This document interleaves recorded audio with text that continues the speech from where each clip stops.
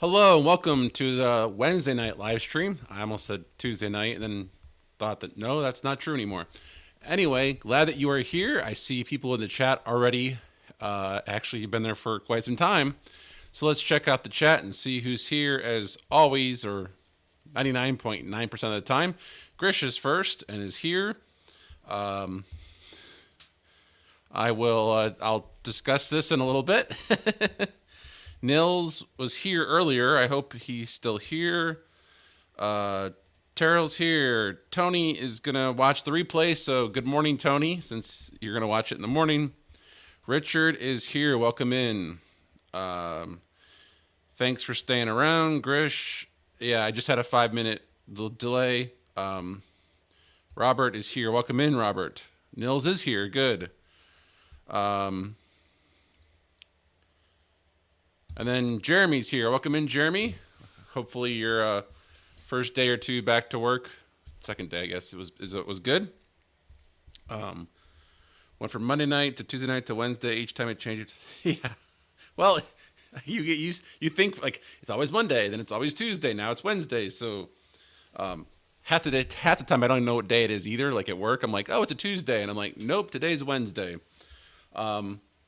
But I was a little bit late for two reasons. And the first one is that for some reason, and this hopefully goes away with Proxmox, is that for some reason my FFmpeg software-based encoder just didn't like seeing the Blackmagic card for some reason. So I had to reboot the whole virtual host. I really hope that goes away in Proxmox. It's one of those things where most of the time it's fine, and then all of a sudden it bites you. And so I guess that's the cons of doing PCI pass-through with the video encoder card. Shouldn't do that, but again, it does. It may be one of those things that I just, again, hope for, or hope that XCP-NG just kind of goes away with, The second thing is, and I wish I could do this, I thought about this ahead of time, is, hold on.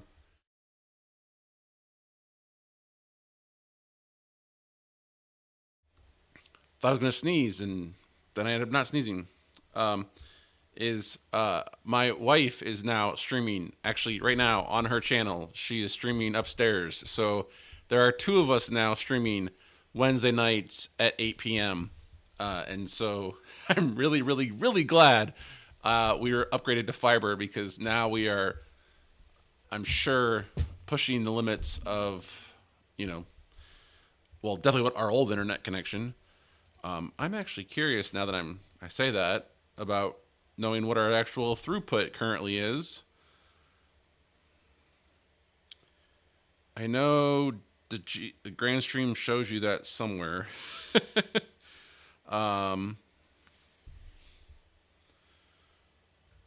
Where does it show bandwidth? If I could find it, I'll show it to you guys, but I can't. I'm currently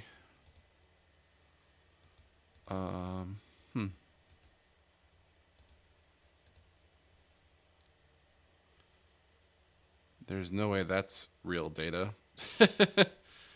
I guess I don't. That's just session. Does anybody know in the GCC where you could see the bandwidth? I know there's a way. At least I'm 99% sure there's a way to see bandwidth. Anybody know? I wish Tony was here because he might be able to tell me. That's a good question, because it really should. You would think like that would be a thing that it would show you really easily. Oh, currently, yeah, currently we are pushing 15 megs up, and we're getting one down. So, yeah, pushing 15 out right now between the two of us streaming right now. So, really, really glad we have a faster internet connection, because I'm pretty sure the cable modem was like topping out around 15 or 18. And this is just rocking away. So good to know that can handle that. Anyway, moving on. Again, Terrell's here, Jeremy's here. Okay, so two things to talk about tonight, and hopefully, Krish, what bitrate are you streaming at? You know, that's a good question. I forget what I set. I have to go look because I'm not exactly sure what I set it for.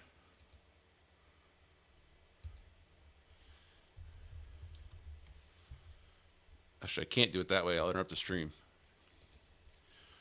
Please hold while I go in a different way. Session.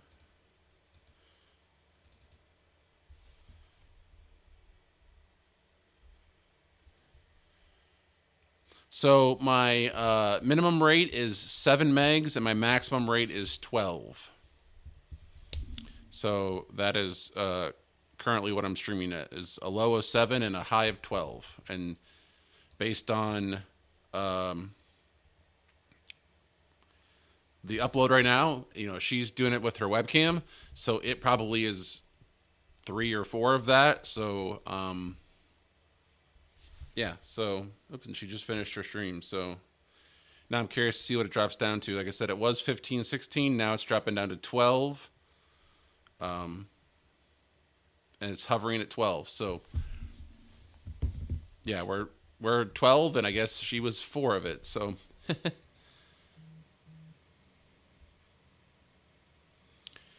and so yeah, let's go back to here. Sorry, I have a lot of windows open. I really do. I kind of thought about it this earlier. Is I kind of want to have, like, it's just my laptop right now, and then there's a screen underneath the camera. That's my like second monitor.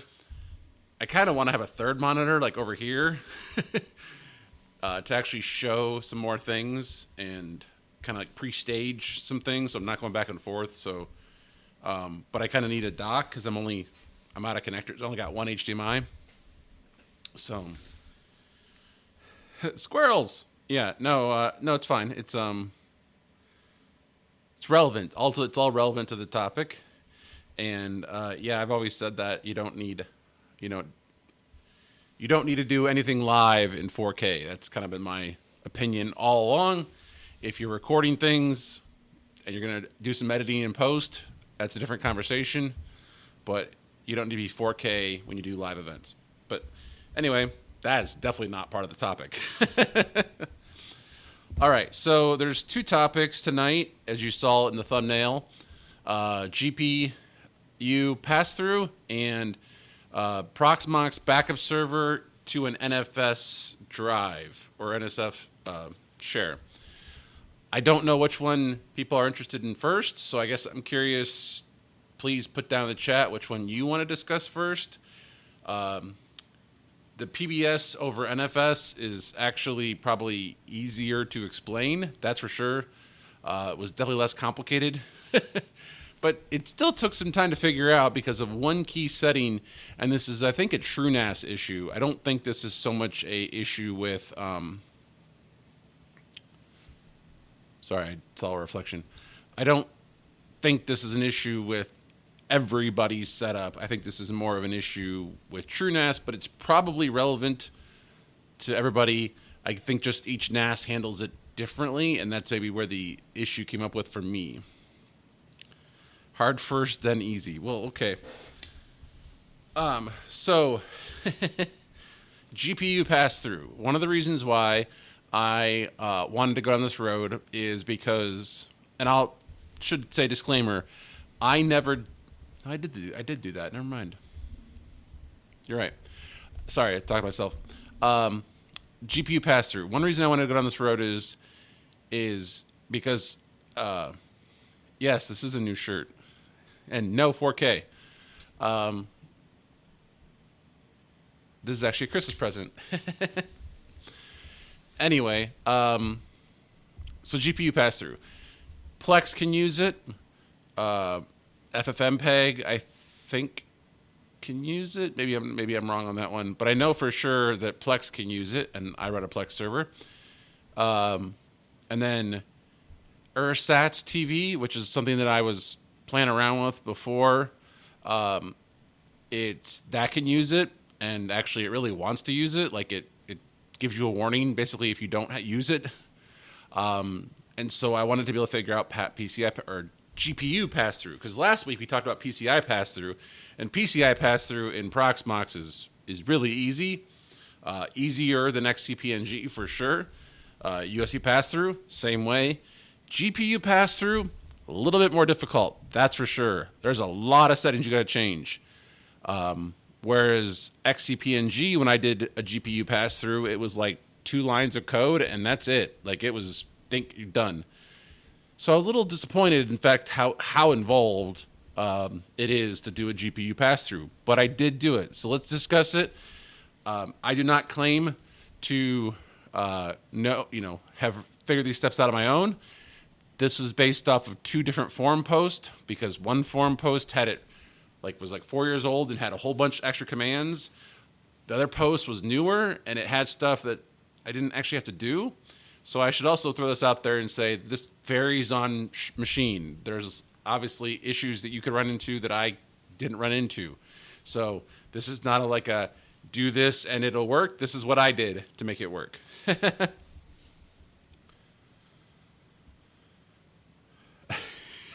We woke up Joe by saying no 4K.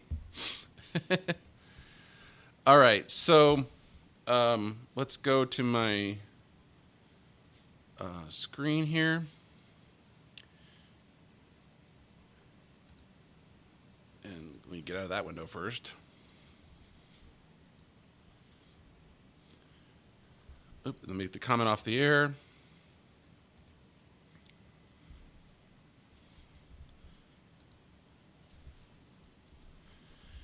So the first thing we have to do is you have to actually go in and edit grub, which is your bootloader.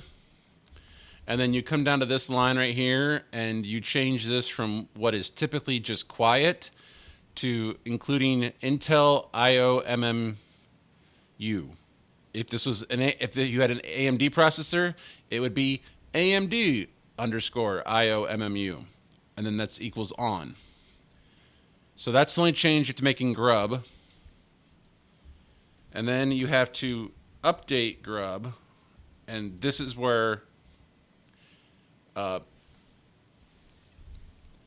first thought, okay, fine. But then I actually read the error message. And the first thing that you see in the error message is run this command. So the tools that I had followed, the tutorials that I had followed did not mention this. So this was missing, so I ran that next. And then, of course, I rebooted. Now, I'm not going to reboot because that'll take a while. But that's what I did, at least to get that part working. And I'm going to have all these commands down in the description below. So then you have to edit a modules file. And you have to add these 4 lines. Again, this will be posted down in the description.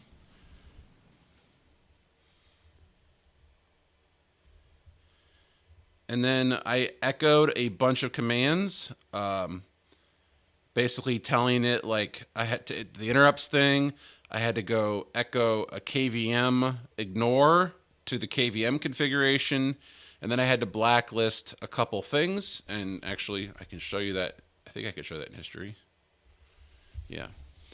So I did the, like I said, I did the update the grub, and then, did the refresh, reboot, did the modules, and then I echoed these commands to the various configuration files. Then what I did was, and I wish I could actually explain like what each one of those does. But again, I was just following a guide. I'm not a PC hardware guru, so I don't exactly know what all this does. But I do know that like this is blacklisting this, radon from being used. and same thing with NVIDIA and so on and so forth. So the next thing I had to go do was list out the PCI. Oops, that's not right. So I did an ls PCI, and you ls PCI, geez. And it lists all your devices. There's obviously a lot of them here. So I used a very common tool in Linux, which is called grep. So I did the listing, but only show me things related to NVIDIA, because I have a Quadro in there.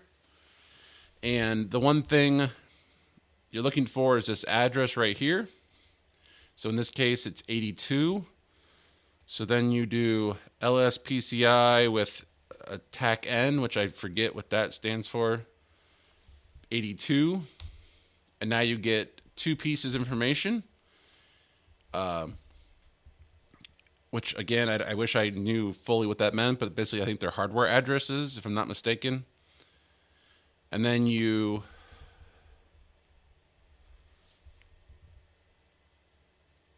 echo that out and basically say use that.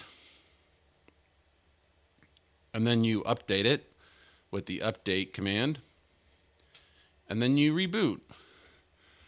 And I swear the guide I was following actually said type in reset. And I'm like, I don't think it meant reset. So, first I tried restart because I was like, wait, it means restart. No, it meant reset. No, he actually means reboot.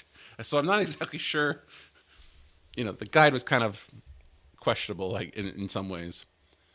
And I'll link to both of those forum posts so you can kind of go through and read. There's a lot more background on like what each one is and how it works and so on and so forth. So finally, you have to go in and once you're rebooted, you have to go in and modify the QEMU server, which looks like this. And this is basically kind of all the stuff that the GUI actually does for that VM. And you have to add the machine type, the CPU hidden one right here, and then the a general argument for CPU, host, KVM, unhalt, so on and so forth. Again, I'm following a guide, so I will credit the guides who figured that part out. All I did was add them at the bottom. I didn't actually have to put them in the right order. I just added them, and then I hit exit. And then I was able to go into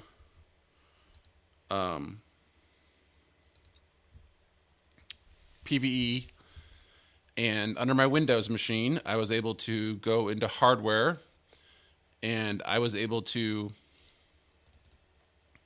map the device, which again, there's that 82. There's the actual address for the thing. And then I had to hit all functions, ROM bar, and PCI Express. Added it to the VM, turn the machine on. At first, it did not work. I was very frustrated. I was like, what in the world? This should have worked. And here comes that cough and a sneeze.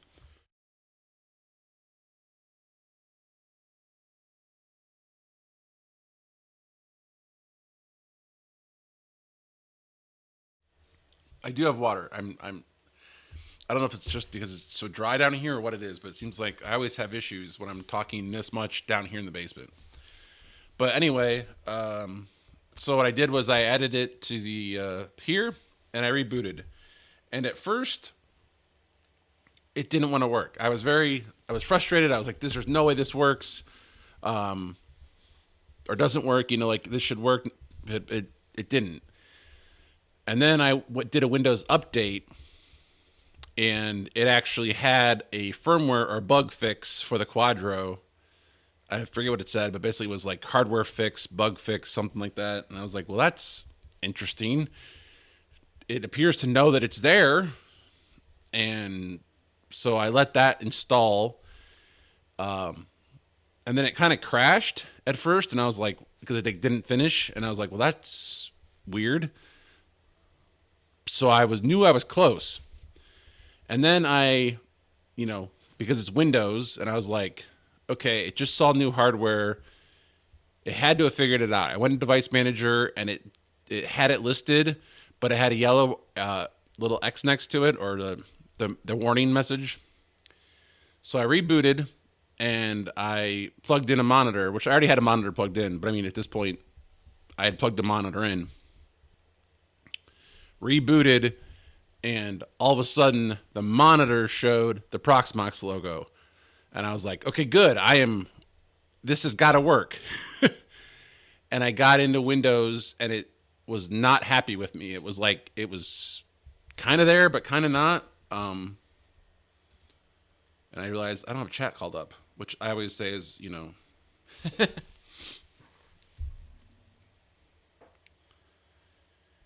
The best guide for this is Craft Computing. Robert, thank you. Hello, Rebecca. So we're gonna get to that in a second here. So I didn't have, like I said, it loaded with Proxmox, and so it was like, it's talking to the card now. And then I booted up into Windows, and it still didn't see it. But then once I logged in to Windows with the console, the second screen showed up and was a Windows desktop. And now I had two monitors, and I was like, okay, good. This is working. And my mouse was actually on the second one all of a sudden, so I couldn't do a whole lot. So I rebooted the machine again, but I turned the console off. And then everything, the whole boot sequence was perfectly fine up through the primary, or up on the screen. And I was like, whoa, this is working just like I wanted to. I remote desktoped it. Everything was great. I was like, this is perfect. And I was like, but now I can't see it in Proxmox, which, you know, isn't that big a deal. And so as you see, I have the display as none. So I don't have this set as primary GPU, but I took away the console one. And that's a good question. Don't have the checkbox checked. So I'm actually curious if I do default. I should probably I can't shut this down. I'd lose chat. But yeah. So no, I don't want to do that right now. So I made it primary by taking it away. We'll just say that. And then if you actually look at my remote desktop session, which I need to drag up here.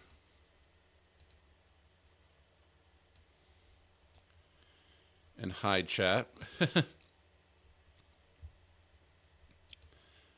So this is OBS that runs the chat. You can see it here. I noticed that before, the CPU usage was over 80%.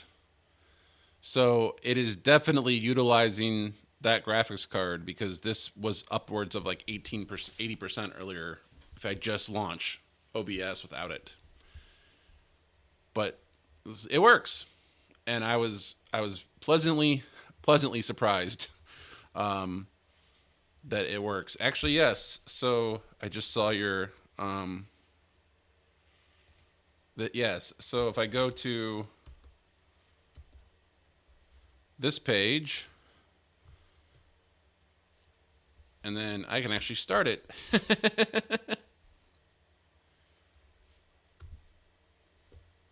And you, of course, can't see that because the chat is overlaid the whole screen, so it hides the whole thing. All right, so your question for... Oh, hey, Bob Carpenter is here. Welcome in.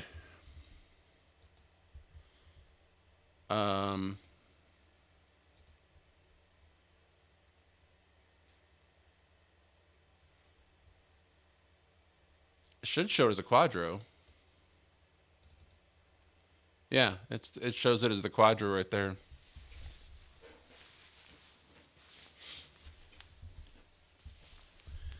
So, like I said, when I first turned the machine on, it didn't realize what this was, and then it showed it, but it had the typical little yellow message like that it wasn't happy with it. And then I rebooted, and then this showed up, and it was perfect from then on out. So, gotta bring the JAU back for 2026. Oh God, it's been a while. Yes, the yellow bang. Yes. It's oh gosh, it's been a while. I actually had it written down at one point, like the day and time that it was invented, but I don't know what happened to that.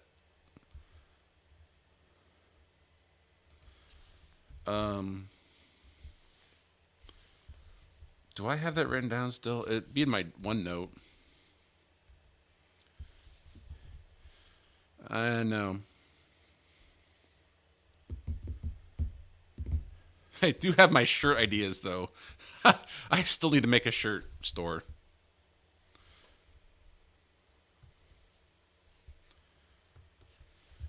Yeah, I can't show you this, but like, Bob, your saying was I did it for the JAU. That was one of the ones that was funny. Um, what would you do for a JAU? That was Jeremy. Joe had I'm progressive, but you interlaced my heart. That was a good one. Eric, who I haven't seen in a while. Eric had you want the JAU, you can't handle the JAU.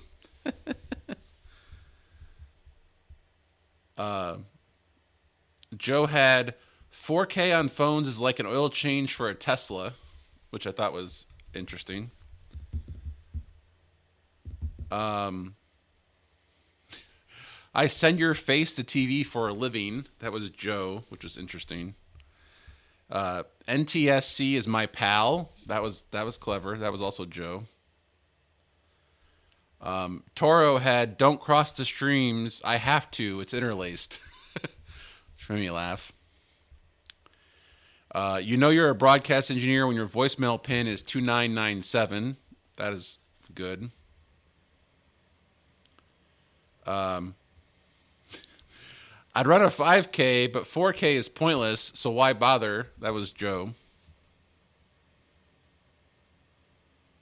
Eric had it's not the size of your antenna, but the band that you're using. That was good.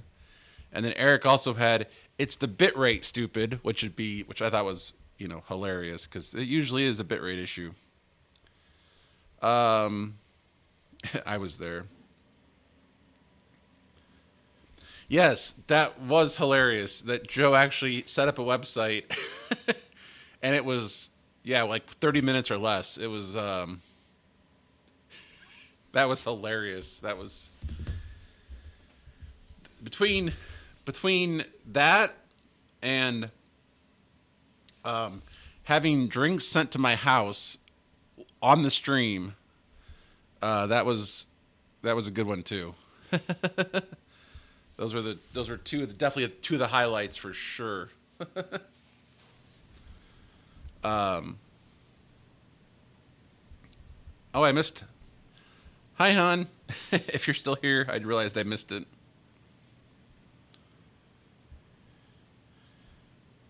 Yeah, I mean, we were very Haley and I are both confused. We're like, why is there somebody at the door? We didn't order anything. But yeah.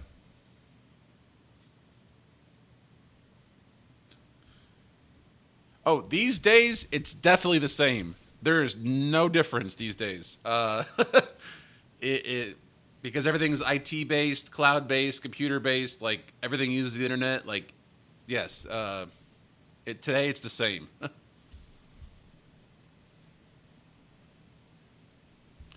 Oh, that's right. Because your name wasn't in the thing, you couldn't sign for him. So I had to go upstairs and sign for him. I forgot about that. And then I think I drank at least one on the stream, if I'm not mistaken. I'm pretty sure I did. because that was just funny. Um, Not everything is cloud switched, but everything is tied to the cloud, or more things are tied to the cloud than they should be. Is my official stance. And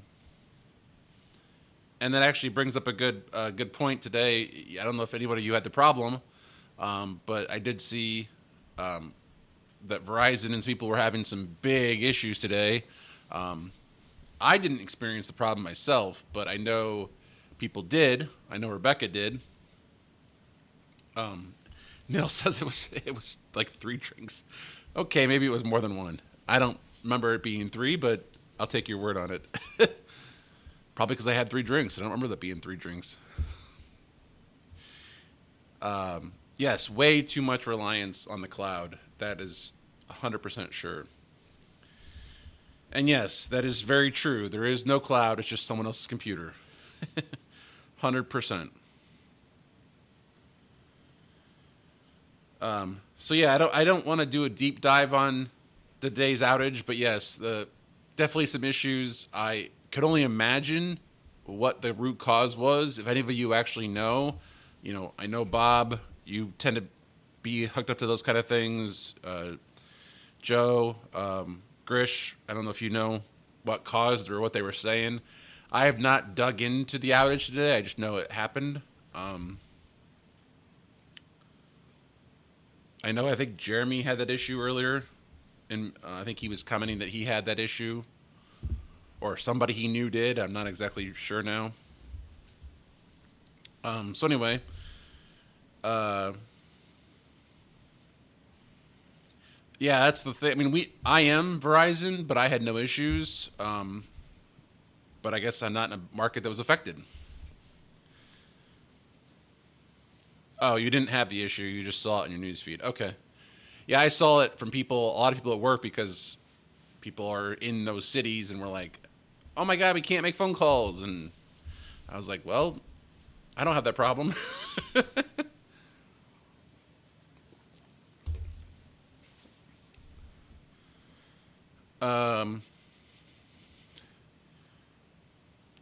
Do share? I'm curious to know what you were working on. I did hear that. Yes, I did hear that it seemed like it was iPhone users, which is really interesting, because I can't imagine how a cell phone network would differentiate between iPhones and Androids at the base layer. So I don't know if it was something to do. I don't know. I don't know cell phones. I think Toro, who I don't think is here. Toro seems to know a lot more about cell phones, so maybe he could share some light. I can't use my phone. Quick, call support. A long time ago, and Rebecca would know the person I'm referring to, but I'm not going to say their name out loud. But he was in charge of programming for the station, and this is like 20 years ago. He was in charge of programming for the station, and we had some sort of transmitter issue. And this is before the day and age where we had lots of feeds going out, to their various places. Like, if your transmitter was down, you were off the air and nobody saw you. Like, nobody. And so we're off the air. So this programming director comes down and says, can we run a crawl that says we're off the air? True story. I wasn't there, but a lot of people vouch for this story, that apparently he tried to run a crawl while we were off the air. So literally nobody would see the crawl because we were off the air. Again, before my time, maybe right when I started, I'm not exactly sure the time frame. It's been 20 plus years. So, but yeah, that's a story that I heard happened.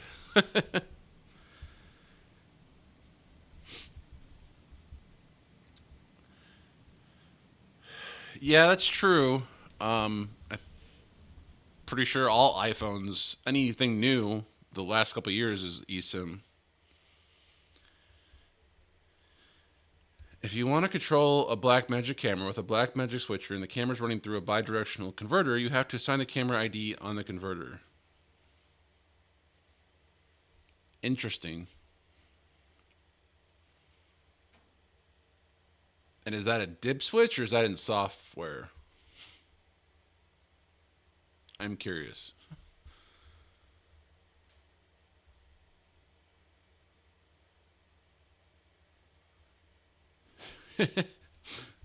Yeah, I've heard people doing that.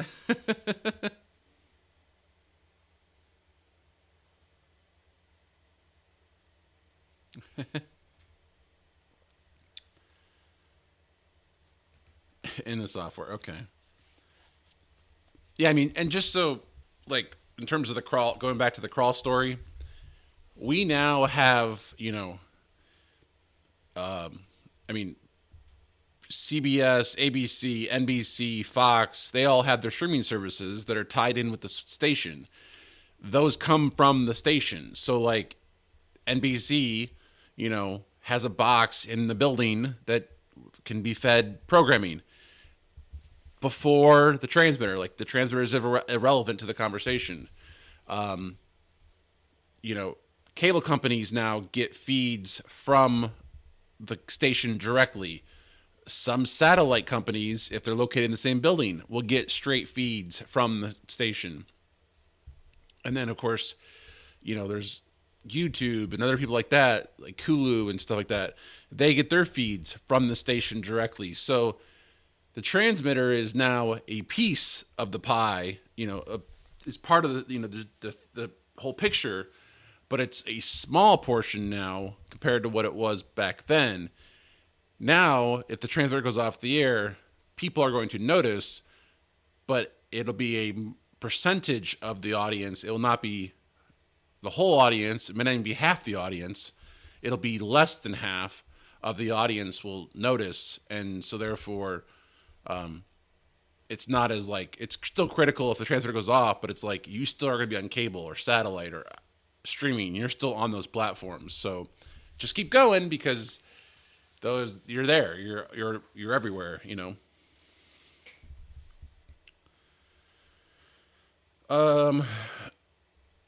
Joe says, in the software, which doesn't say the camera ID the first time you do it, pulled apart 2 racks only to discover that.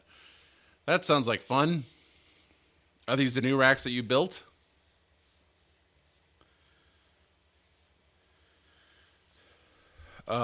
Is there an after party stream? I did I miss something?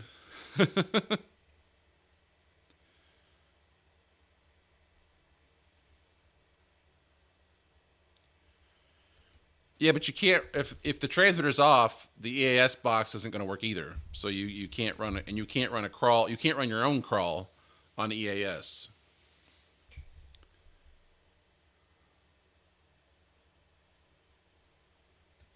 One of the best tricks is to send your partner a video of their phone on the counter. Oh boy.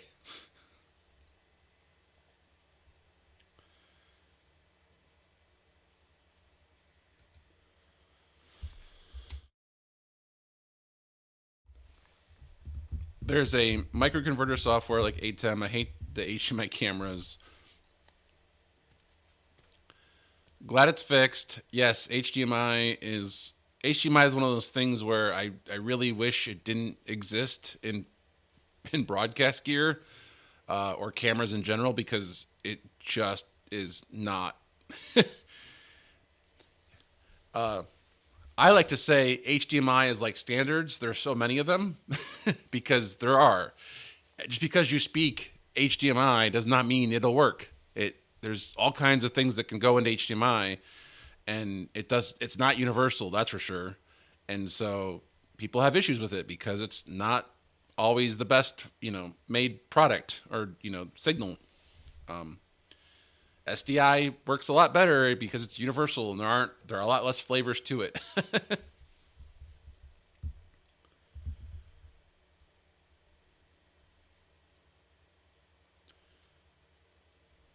And now I have rebuilt both.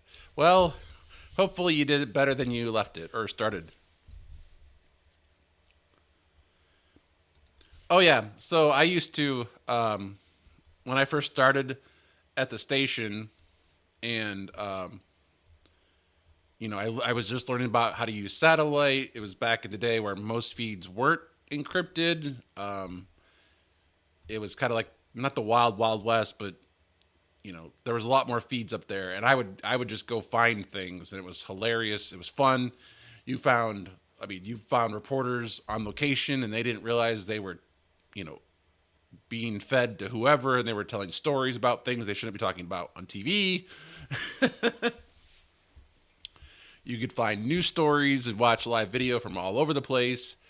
One of my favorite channels in terms of like niche programming for satellite or cable was a thing called Escapes, and it was like nature programming, but it was like not nature programming, but it was like a shot of the beach with music, and then it would change to a shot of a tree with music, and then it had themes. So sometimes it was city skylines, or it was whatever. Like it was, they had themes, and it would just change based on the hour of the day, and it was basically like radio with pictures, because there was a DJ and he was talking about things, but it was all like soft tone jazz kind of thing. So it wasn't like rock metal or whatever. It was just, but it was an interesting concept. You can still find it on Zumo. Is that how you pronounce it? XUMO. Zumo. It's called Escapes TV. It still exists. You can watch it, but they used to have a satellite uplink, and so I would watch, like overnight or whatever it was. I would tune the satellite in, and I would watch that feed on the big screen in Master Control because I could.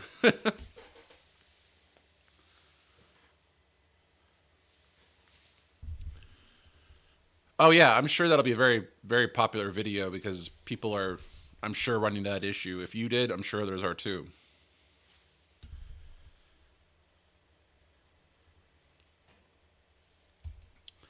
Well, the stream will definitely end by 10. I'm not going to go till 10 o'clock. That is for sure. I'm going to try to make these closer to an hour. I don't want to spend 2 or 3 hours on a stream, unless it's a special stream. So no, I will. This will be done before 10 for sure.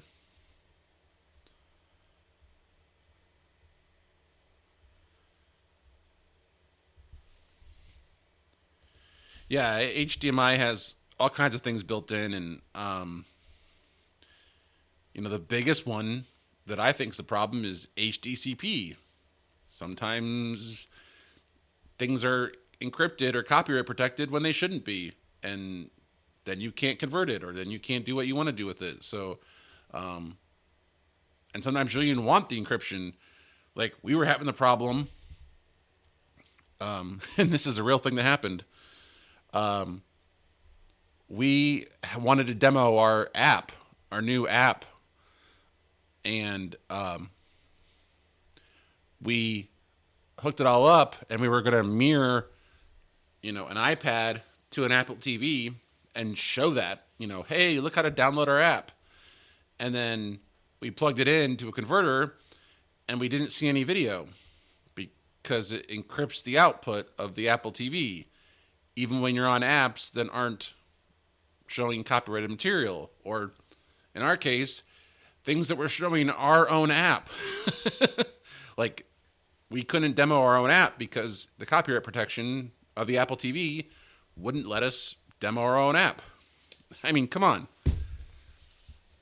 I get why there's copyright protection. I understand that, but there's also should be some sort of a way, like, I'm a broadcaster. I own this thing. If this app, I don't know what the mechanism would be for that, but,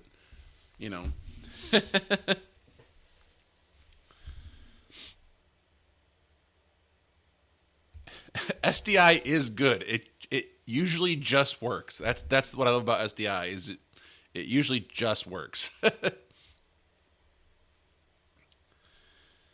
Yeah, Apple doesn't play well with anybody. It seems like there are The problem is finding them because they're not legal, and they can't advertise that they do that.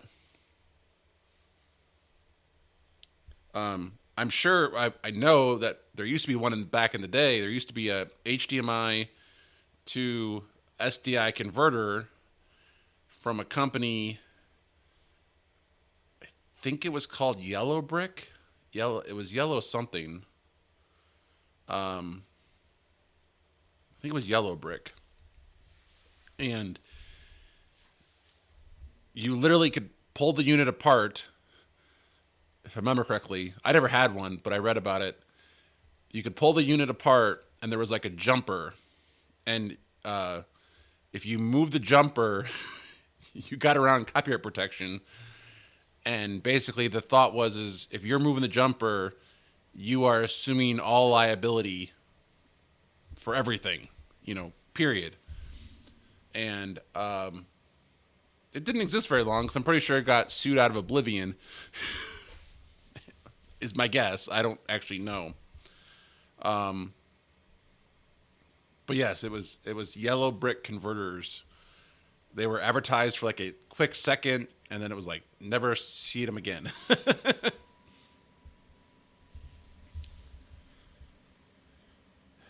Yeah, there's definitely, again, there's lots of standards, lots of ways to do it, and again, yeah, this is why HDMI just is horrible, and it's also a non-locking connector, which I just can't stand, because I've seen, where just a little bit of tug on a cable, and all of a sudden now you've got no signal because it's a non-locking connector, and that just, terrifies me.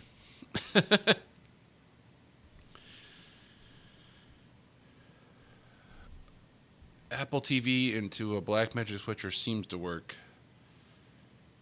I haven't tried a direct connection like that ever. So glad that works.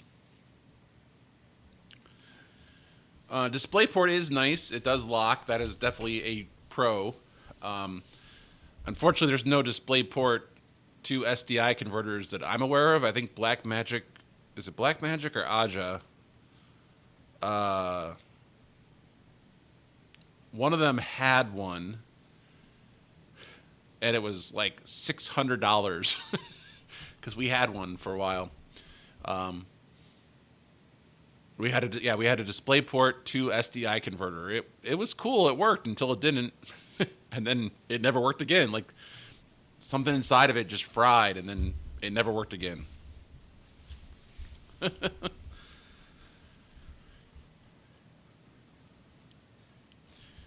Yeah, well, that's what we wanted to do. So whatever converter we were using did not like it. Oh, I know, it was a decimator. The decimator design converters did not like the Apple TV. Great converters, though. Decimator products, really good stuff. You can pound nails with them. They're built that well. I don't recommend that you actually pound a nail with it, but I'm just saying it's that well built. And in some cases, it was cheaper than other products, which I thought was interesting. We were just looking at one the other day. Somebody had a need for a scan converter and was asking for suggestions, how to convert 1080p from a computer screen to 1080i for broadcast. And people put forth some other companies, and I was like, but that's more expensive than a decimator, and decimators will work all day long, and you can pound nails with them. And so buy the decimator. So, all right, well, 100%, yeah, exactly. It's the MDHX all day long. Buy one, and then if you need one, you buy two. To use one, and you're going to find uses for it. Yeah, Decimator is great. And they make Open Gear products, and they actually support them. I'm looking at you, Black Magic. You used to support Open Gear, and then you said no more, which I think is it's foolish on your part. Yeah, don't you need to take a hammer? All right, so GPU pass through in Proxmox. We've never discussed Open Gear? Really? That's surprising.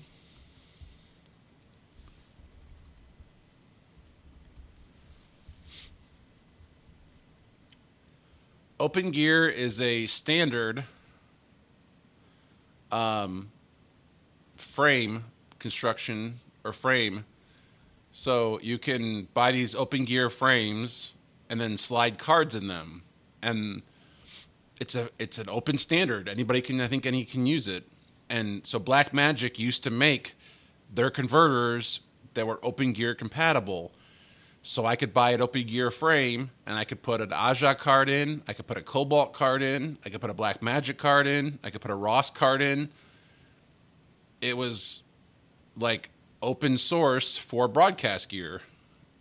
It's a great concept. I mean, we have several of these frames in our brand new control room. This is a great product. Blackmagic decided that they were not going to do that anymore. And I mean, that price right there, $2,900 for a whole frame, that's cheap. I mean, that's cheap compared to what some vendors want for their custom frames that support their cards. Yeah, Grish, if you do, since I forgot, you do your church. You need to look this up because these are awesome. And they support all kinds of cards. Hell, Bird Dog makes one apparently. I didn't realize that Bird Dog made one. So here's a Open Gear 4-channel NDI encoder decoder. So you buy the card and you slide it in your frame, and it locks in. It's powered by the frame, so there's no need for wall warts. There's no need for all that kind of stuff. And then there's a Open Gear dashboard.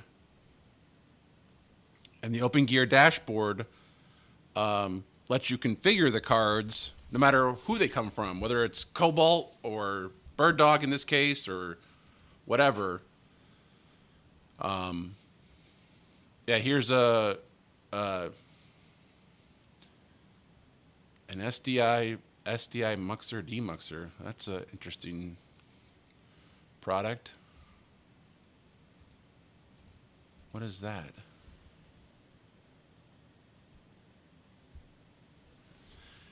Not exactly sure what an SDI demuxer is. I don't know what that would be used for.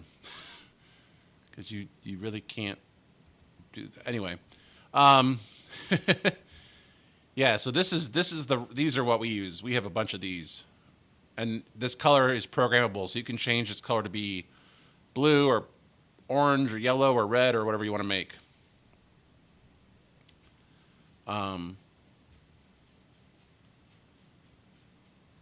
Yeah, but Open Gear is a standard. Lots of people use it.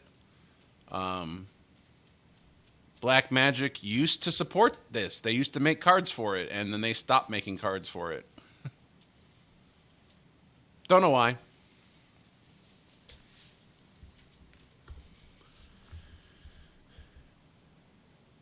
No, you can't route things between cards. You can just control cards.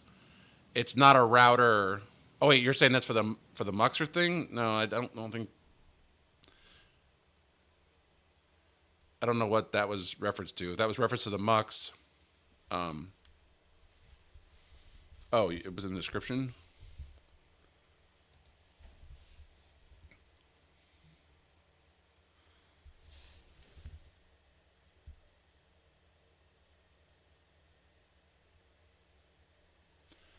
Oh, okay. So it turns 3G SDIs into one 12D. Okay, I got it.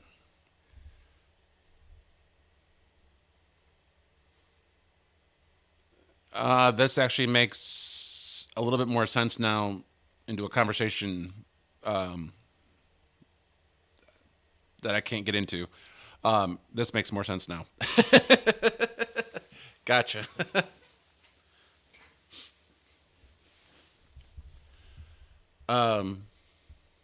Cool. This card exists. I had no idea this was a thing. That's interesting. But yes, Open Gear, cool stuff. Black Magic used to support them, and then they stopped. Um,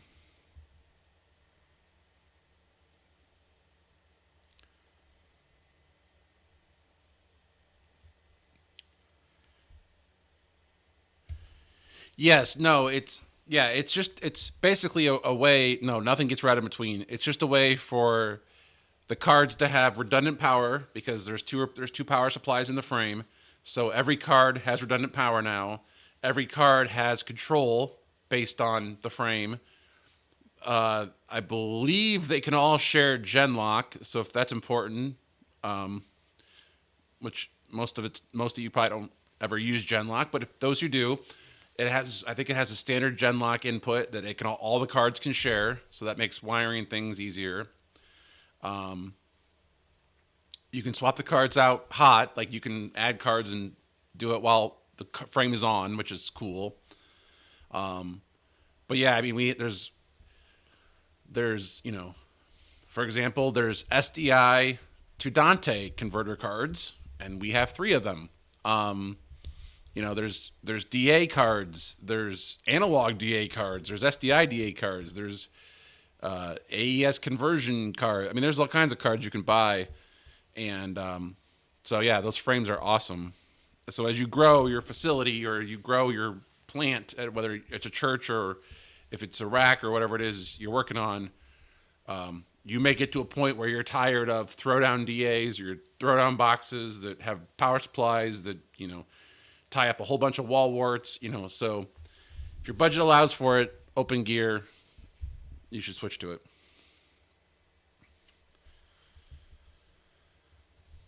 Um,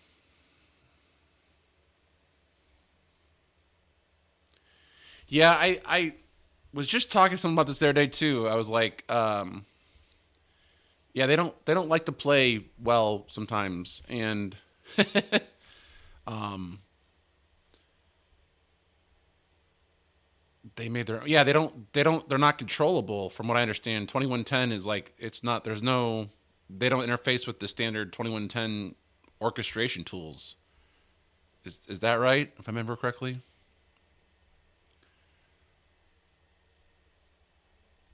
Something like that.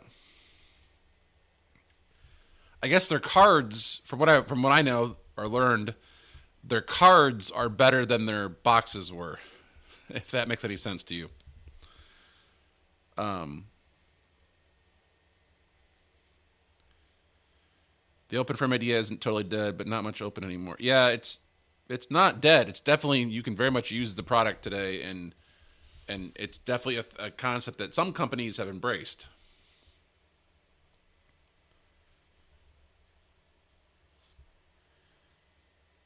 Yeah, and I saw that some people had their own frame things now. I mean, lots of people had uh, Snell, uh, which is a British company, and they had their own frame. Evertz has their own frame. Uh, Miranda had their own frames, but Miranda got bought out by Grass Valley, that then got bought out by Belden, if I'm not mistaken, and then killed off. So, but yeah, a lot of people have their own frames, which is why I think Ross, I'm pretty sure, did Open Gear, said, enough, like, make one.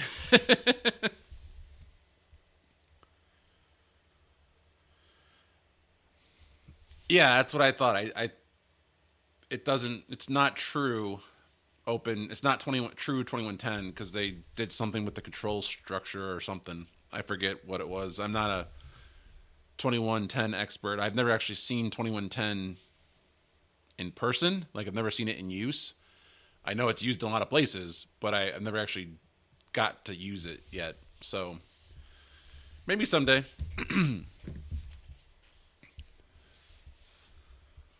Oh, I think like 2110 is like 4K. It's like It's a thing that exists. I know it exists, but I've never used it. I don't want to use it to some extent. Um, and then there's like, the price difference and out of reach, if you will. Like, hey, it's right there. Um, Obviously, the bigger you go up, the more likely you're going to get 4K, the more likely you're going to get 2110, the more likely you're going to see that. For a local broadcaster, yeah, I'm not sure when I'm going to see that.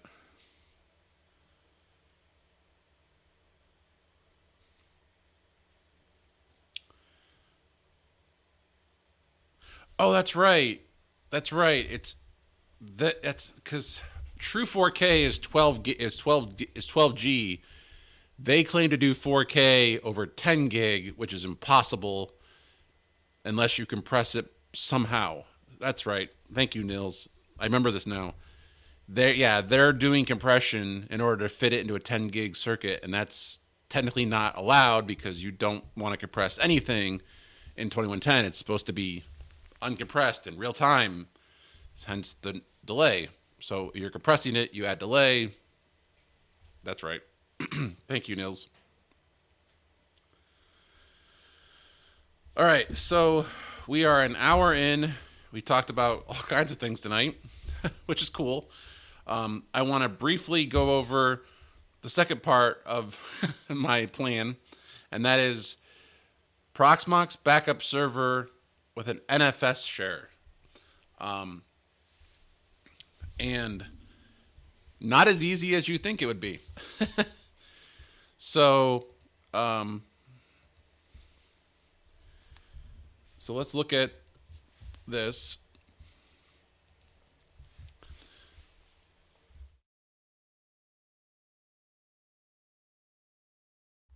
So here is Proxmox Backup Server. So for the record, I have this running as a virtual machine. And you will see, like, there is no TrueNAS in this thing. So none of this is NFS shares from my TrueNAS. The only thing that PVE knows about is PBS, which I still find is a funny name.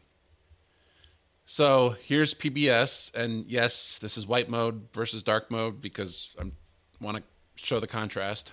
So what I did under this, and this is a standard PBS install, is I added TrueNAS via NFS, and you can't do that from the GUI.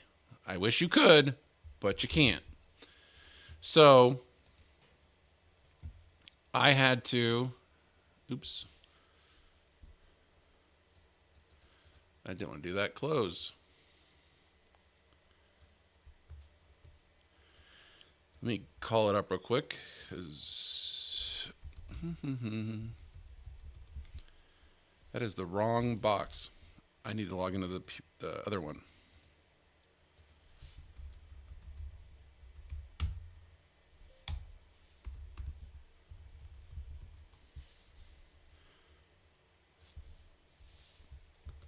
So this is PBS, and so what I did was default install PBS. Didn't make a change. I went to TrueNAS, and in TrueNAS, which I should log into,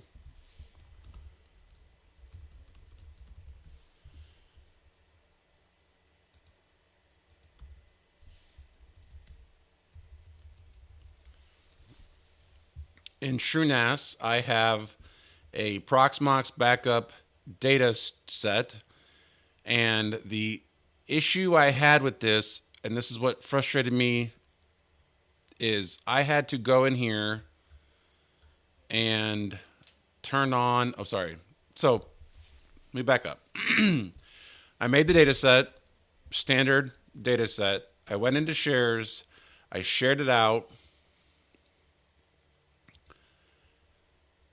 like normal, but then I had to come in here and I had to change the map all user and the map all group to be root, wheel, and then security was SES. This allows the PBS to actually change permissions on the data set and work. if those are not set, then you can't actually do it. So this is the huge holdup that people run into an issue with, because if you try to match the UIDs and the GIDs, it's like it doesn't work. At least it didn't work for me. So once I made the share and I turned this on like this, or I should say I set it up like this, I was able to go into PBS and map it in the fstab file. So I was able to map this like a normal NFS share. So nothing special there. And then I was able to go into here and do a chown backup TrueNAS, and then I took ownership of that share for the backup service, which is what PBS needs. So once I had backup owning the NFS share, I was able to come in here and simply add it to the data, as a data store. Nothing special here. I just added it. Now, it created, or the creation of that data store took forever. And I literally mean like forever. It was literally sitting there for like hours, and then it worked. It took that long to make the data store correct, because it puts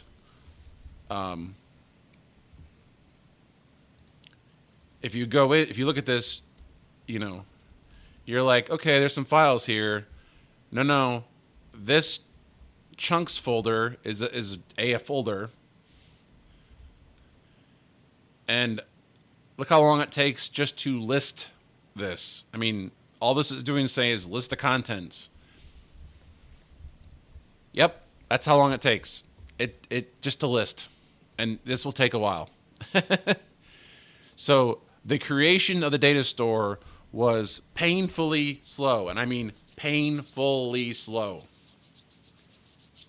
That was just to list the contents. Imagine making each one of those. I could literally come in here and hit ls, and I would see it add 1, and then 2, and then 3. That's how slow it was going. So, but once it did that, once it actually made the data store, then it was fine. And it was going pretty fast, and it was pretty happy and whatnot. So, like, here's my Windows VM, and I'm backing it up, and I told it to keep the last 5 backups, and so it keeps the last 5 backups. It's done. I just saw it somewhere in here. Where was it? It's done it's done a bunch of backups, but it's purging them. So it's just doing the differentials at this point. So the backups are very fast. And if you go back to PVE, you can see there's my 5 backups, and they're working. And because Windows isn't changing much, the file sizes aren't changing, but they're there. So this is this is PVE backing up to PBS, and PBS is writing the data to the TrueNAS via NFS, and it works, and it's been reliable so far. So I just wanted to show that it is possible. Wonder Tech had a video how to do this. He made a point of saying, create it locally and then copy the files over. That may have been a speed issue more so than a permissions issue, because I was able to write it right to the NFS once I changed that map all. Again, he was using a different NAS, so it may vary by NAS, but either way, I got it to work. I'm quite happy with it because this is, I wanted this to go to the NAS. I didn't want this to be, it's a VM, so it can't be the backup place, So if you back up through the data center, like this way, if you back up through this without PBS, then you have to, it just does full backups and you don't get as fine control. So the other side I was considering was putting PBS on TrueNAS as a virtual machine, and then that would have worked too. I still may try that just to kind of see how that goes in terms of like speed and performance, but this works for me. And with GPU pass-through now, I can start to move over my Plex server I'm going to move Plex over and then continue building out my new setup. I also saw several videos on how to do cluster using the third-party quorum that you could set up and whatnot. So gonna probably be doing that in future videos. And I am falling way behind because I see chat scrolling by. So hopefully that made sense. I'm going to try and I was going to try to do it tonight, but I ran out of time and I realized that chat was on in my recording. So at least it was earlier. I'm not sure if it was for that one. So I'll probably have to record pre-recorded videos for this because it seems like it's a pretty interesting topic. People are interested in it. So anyway, back to the thing. So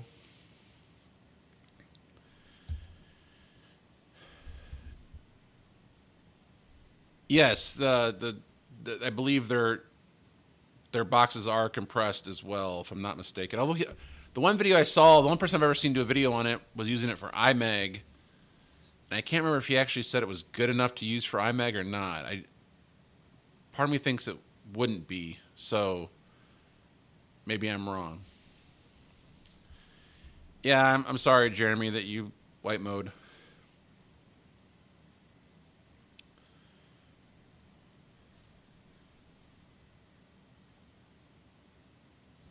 It's interesting. I do remember hearing about something about how you can do compression, but like the standard 2110 everyone talks about is non-compressed.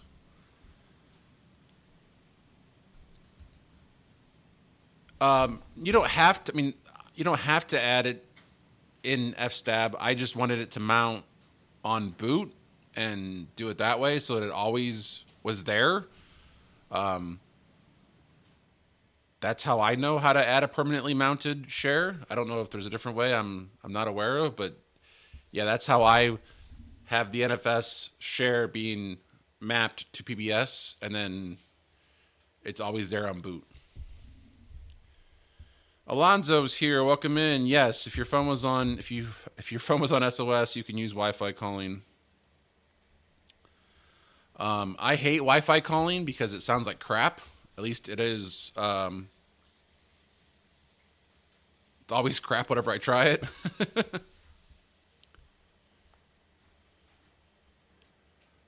I remember him doing a video on that, but I don't remember exactly what the issue was. But you're probably right.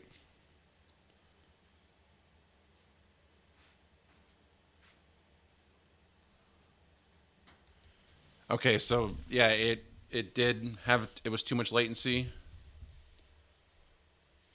Did you actually buy it, or you just read that it was too much latency?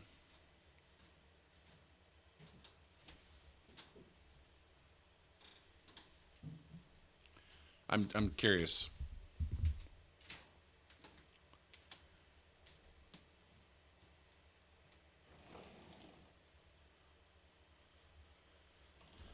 I think I might have done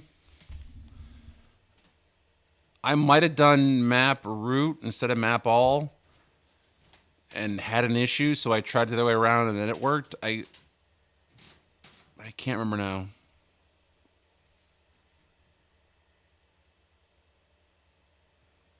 That map root might have worked too. Because you're changing the ownership from the root account, so that may in fact work. I guess I could change it and see what happens.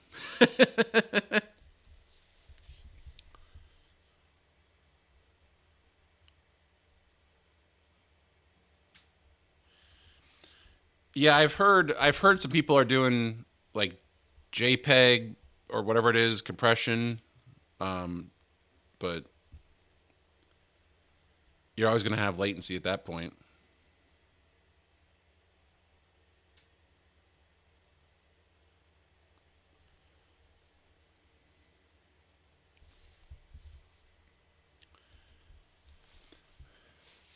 Yeah, I mean, Grish is obviously the Proxmox expert. Yeah, I forget. Yeah, VZ dump. I don't even know what that is, but I mean, I'm sure it's the mechanism.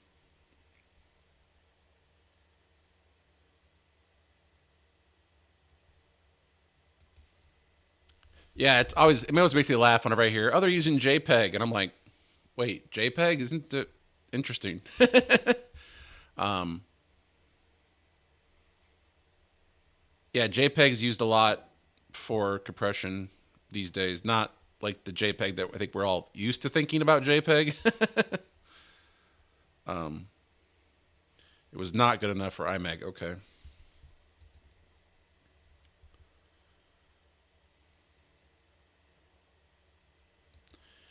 Yeah, I would like to have the ability to do a cluster, and I have two machines. I just don't have three, and so I was going to set up a third machine only to do vote in the quorum. I wasn't going to set up a third Proxmox machine. I was just going to do it. And as Grish pointed out, there's that's supported under Proxmox. There's even like a little link on how to do it. So um,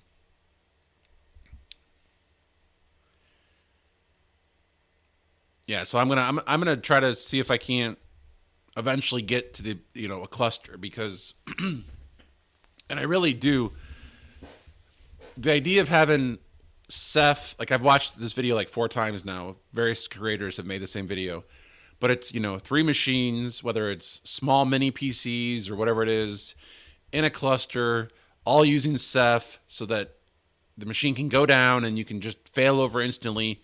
That idea is super cool, and I want to try it out. It's just getting a hold of three machines, that are all. I guess they don't have to be the same spec, but it just three. I want to get a hold of three machines that work, and that you can be in a cluster environment. Um, in theory, I'll need to get a third one because I have two. So if I get a third one and it could be in the cluster at least, that would be fun. I could probably make that happen. So that's on my list of things to do here. Just so you know, long term, I do want to get a cluster working. Whether or not it does Ceph long term, temporarily, I don't know. The one video I watched was like, you lose a lot of storage space when you set up Ceph, which I get. It's understandable. It's just you lose a lot of storage space.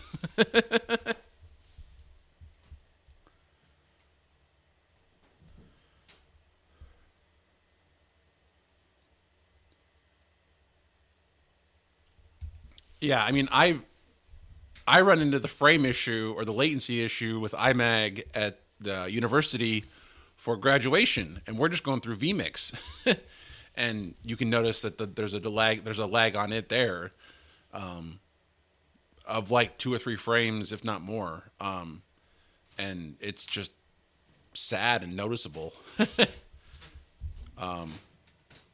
So yeah, kind of annoying, but that's why you got to do uncompressed. You can't, and no software base. You got to do it in hardware, because otherwise you're gonna have that latency.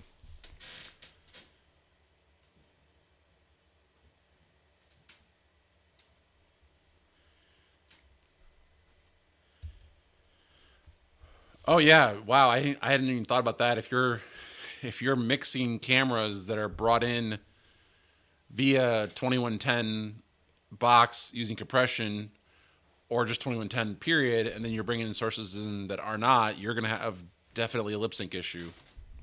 That's a good point.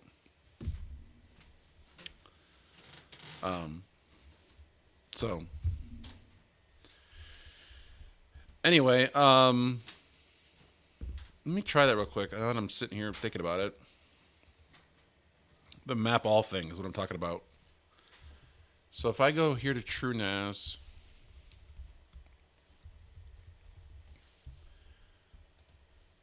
and I change this, I probably won't do it now because it probably won't make a difference now because it's already.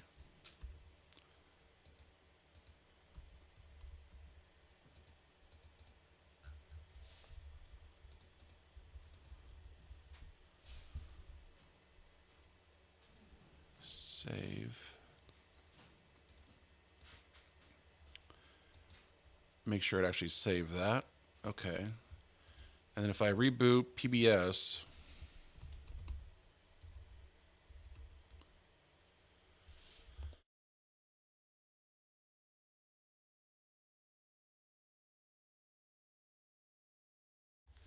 all right, so now I'm curious if that works. While that's rebooting, I did want to share the Arduino Uno now has my Arduino Uno now has a Ethernet shield on top.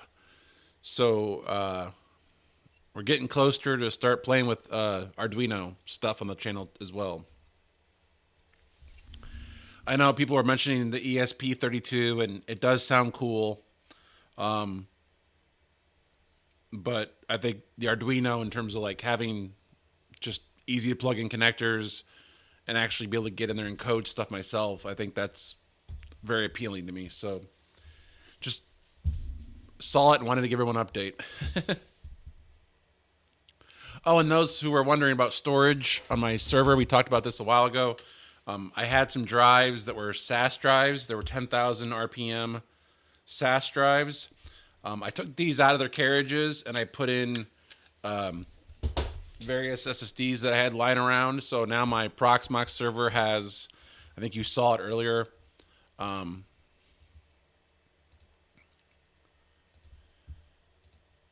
So now my server has, local and local thin, and this is a 500 gig mirror, or no, this is a terabyte. Sorry, this is a single terabyte drive provisioned for thin provisioning, I should say. Got that backwards. And then this is a 500 gigabyte mirror using ZFS. So now I have, a ZFS pool. I have thin storage, and I have mirrored storage. So I now have various storage capacities just to kind of play with and put stuff on, kind of see. Have no real idea what is going to go on what. It's just kind of like an idea of like, well, does this work? And yes, it does. And I could add drives while it was hot, which was cool. I could just put them in, and then I could configure them through the GUI, which is helpful. That's another thing that XCP-NG did not do that well, was adding storage through the GUI. So this made it quite easy. So again, another pro of Proxmox is that you could add storage easily. So let's check on this.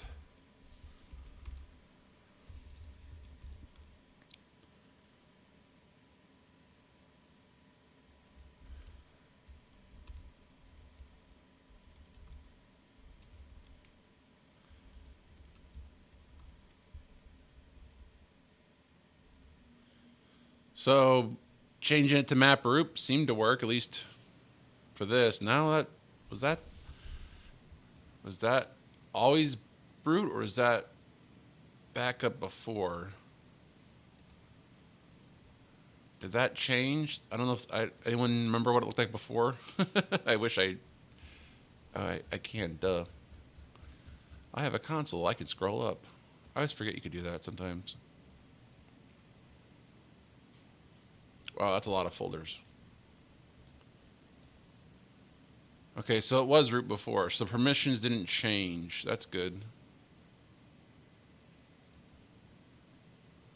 Yeah, nothing changed.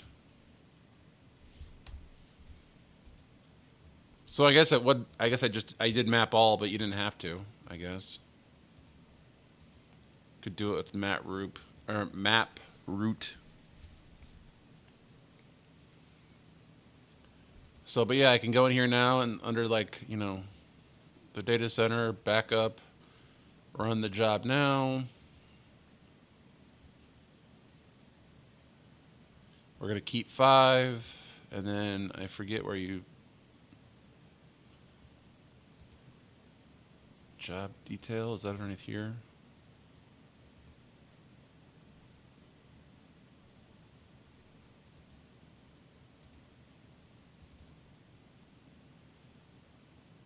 I forget where you see active jobs.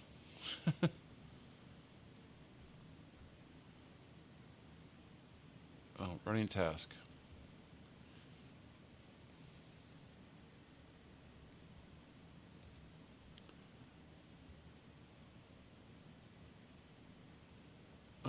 Did that actually run? I don't think that did.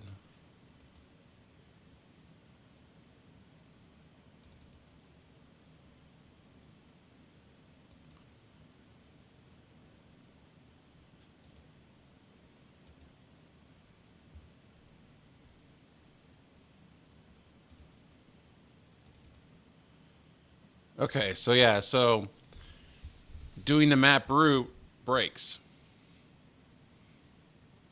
So yeah, you have to map. That's right. That's what I thought. I thought that's what it did. I didn't think it worked that way.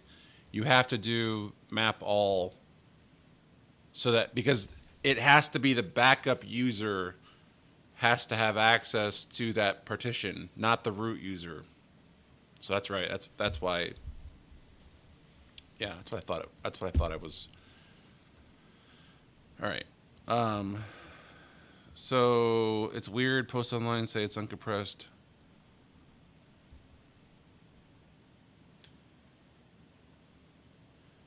If this is the same thing I'm thinking of, it can't be uncompressed because you can't put 4K into 10 gig. So if it's the same thing I'm thinking of, and I don't think it would be, although I could be wrong, I don't know that it would be per like format. Like it wouldn't go, oh, this is 1080i, I could uncompress it. I think it always compresses it. But again, I could be wrong. I've never seen one of these boxes. So it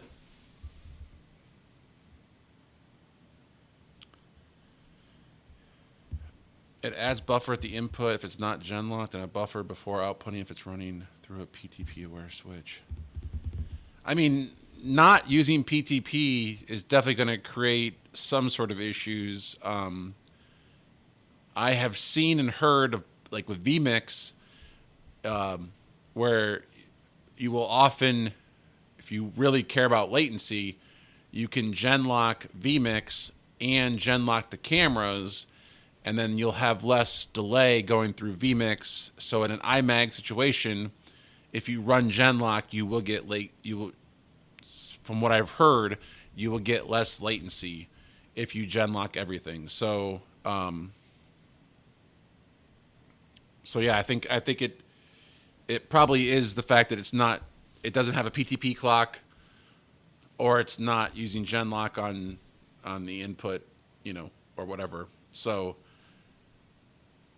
although if it's going to itself, if it's just the extenders and there's no switch or anything like that in the middle, it'd have to figure out its own clock. So maybe that's why it probably adds. Well, yeah. So if there's no clock, then it's got to buffer it, just like anything else, to figure out where the frame starts and stops. So that's your latency, because if there is no clock, then it has to buffer it.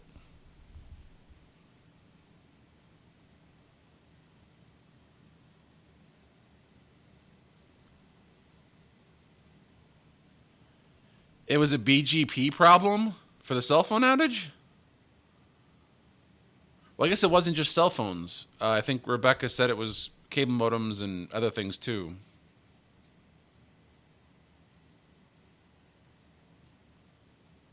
I guess it's always DNS or BGP.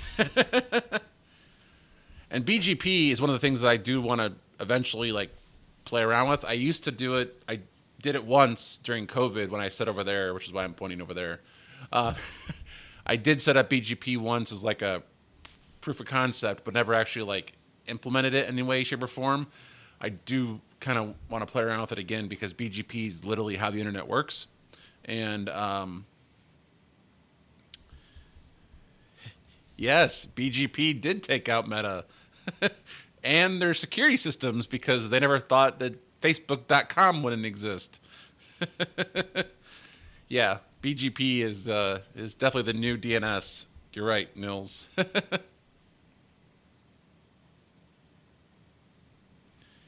Yeah, no, that makes perfect sense. If there is no clock when you do it straight connect, then it has to buffer on both ends in theory because it has to, so uh, that explains the latency because it's making up, it's buffering. It has to. It can't just send it real time. There's no clock.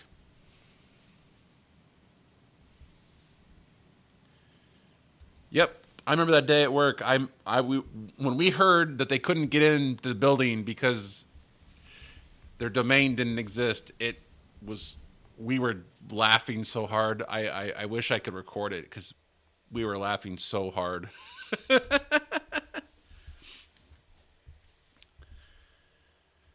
Yep, they couldn't badge in because they couldn't authenticate with the servers because they never assumed that they wouldn't exist.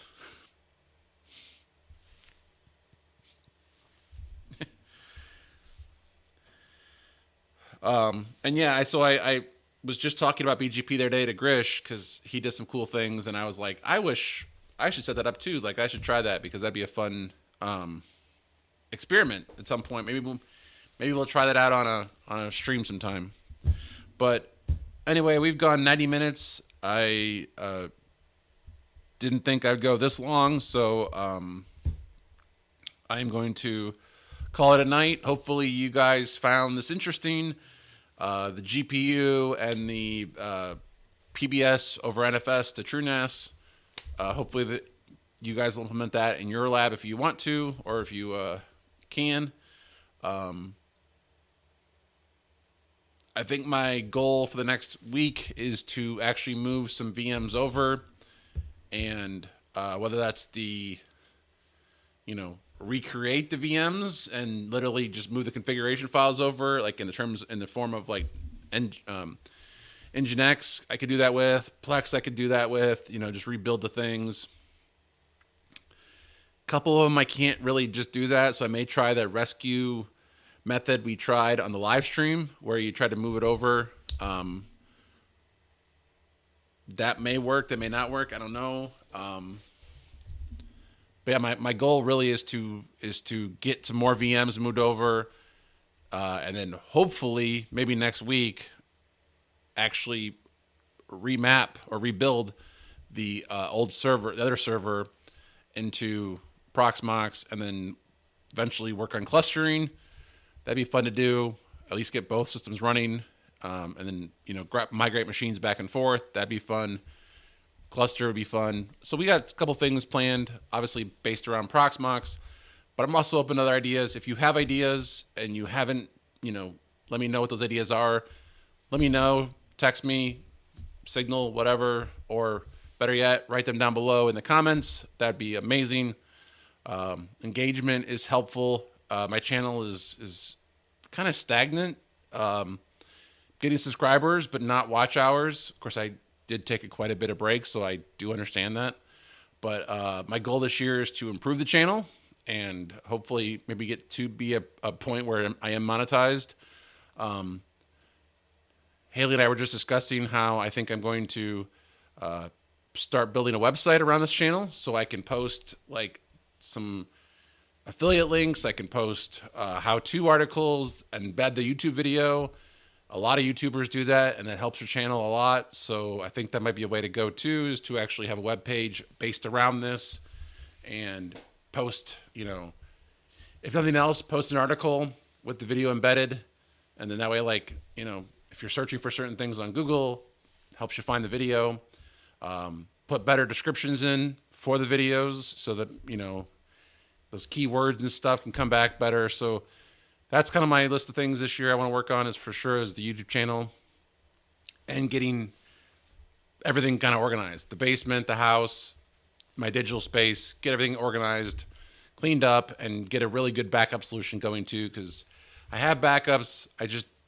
I'm not happy with the way they're running right now. So that's my list of things to do. But Grisha's using OSPF. I thought you were using BGP. Maybe my brain crossed the wires there. Anyway, hey, broadcast engineer. Welcome in. Yeah, I did. I took a break for a while. But if you like broadcasting videos and you haven't followed the broadcast engineer, go follow him. That's for sure. Yeah, no, I'm going to, like I said, it's on my list of things to do for sure. And seeing your logo reminds me, I once bought your shirt, but I ended up ruining your shirt on accident. So I need to buy a shirt again. I used to have that logo on a shirt. But yes, subscribe to the broadcast engineer. Joe is doing his streaming CT. So if you haven't subscribed to streaming CT, go subscribe to there. Jeremy at Practical IT, he's got a channel all about Linux mostly. So go follow him. Oh, yours fell apart too. So it wasn't just me. I thought I did something to it. I do want to get my store idea. I do want to do shirts again. The problem is finding shirts that actually hold up, because I bought a couple shirts from, not just the broadcast engineer, but also other YouTubers, and they didn't hold up. So I want to have a store where you can buy shirts that actually hold up, because that's, I go through shirts a lot, and so I would like to have shirts that are better. I have lots of ideas from you guys. If you have more ideas, let me know. But yeah, so that's also my list of things to do this year, is to actually open up a merch store, which sounds weird for me to say. I can't imagine I would actually sell merch, but I have lots of ideas for shirts. So I'd love to get it out there.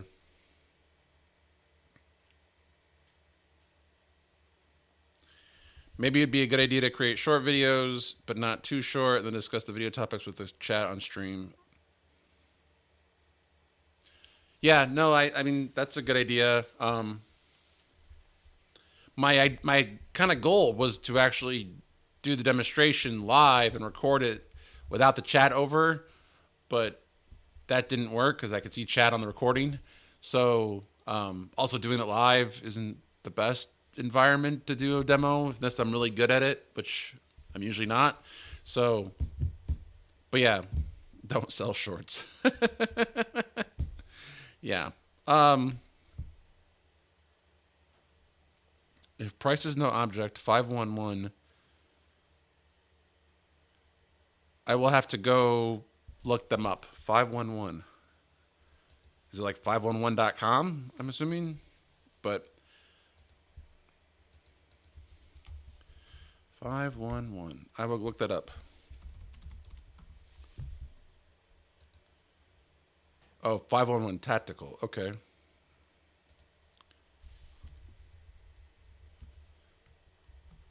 Based on the name, I'm wondering how expensive they are, but I'll look it up.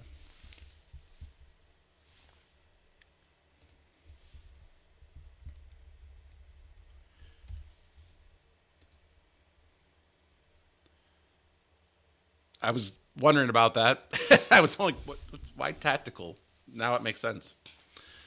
All right, so yeah, so Jeremy's doing the after party. That's Practical IT. Go check Jeremy's out later. I should be back here next week. I don't have anything planned as of now. So you all have a good night. Thank you so much for being here. And don't forget to leave a comment and click the like button.